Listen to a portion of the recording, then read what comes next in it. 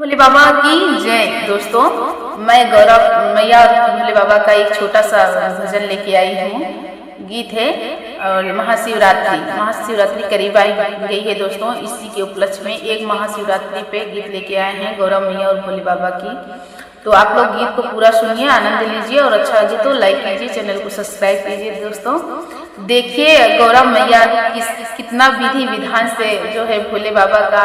बचपन से ही पूजा पाठ करती थी और सोचती थी मैं कैसे पूजा करूं, कैसे भगवान को मनाऊं कि मेरे भोले बाबा मान जाए, और क्या मैं खिलाऊं, क्या मैं करूं कि मेरे भोले बाबा मुझ पे जो है प्रसन्न हो जाए और मान जाए। तो आइए इस गीत के माध्यम से सुनते हैं कि कैसे गौरव मैया भोले बाबा को मनाती हैं। तो बोलिए भोले बाबा की जय, गौरव मैया की जय।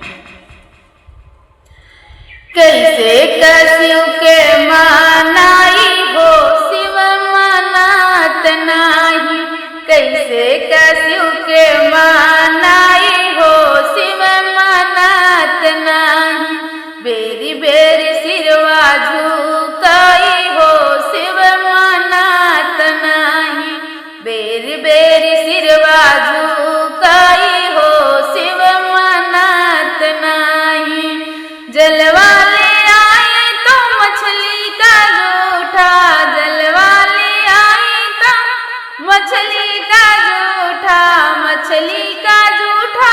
मछली का जूठा कैसे शिव के नहवाई हो शिव मनात नाही, कैसे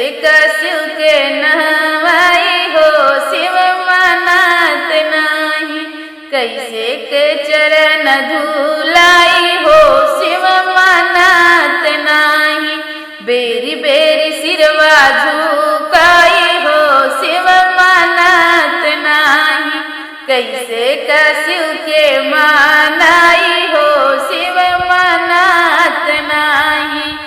अम्मा के बौर भंवरा जुठरले, अम्मा के बहुत भंवरा जुठरले, पुलवा पे भंवरा फेरा लगवले, पुलवन पे भंवरा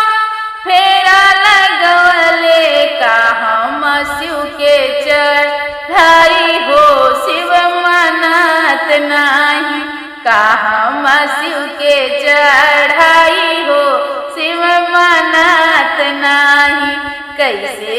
शिव के मानाई हो शिव मनात नाही,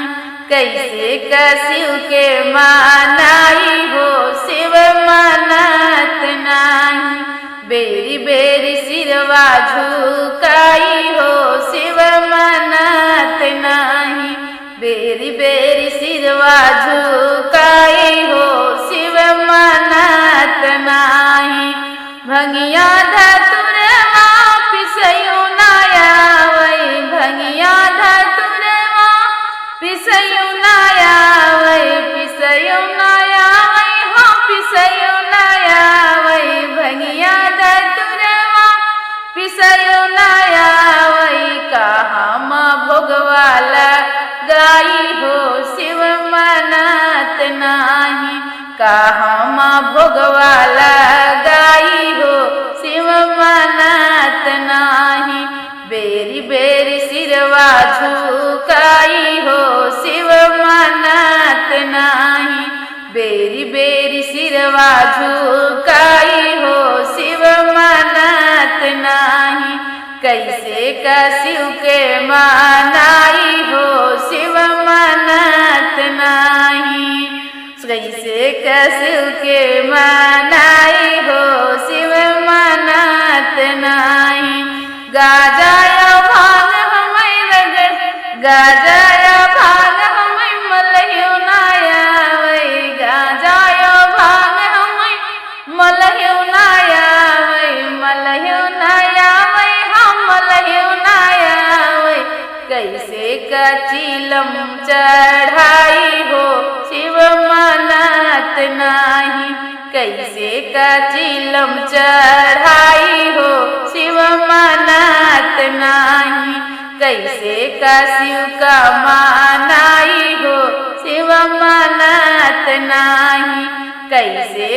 शिव के मानाई हो शिव नाही, बेरी बेरी सिरवा झुकाई हो शिव मानत नाही, बेरी बेरी सिरवा झुकाई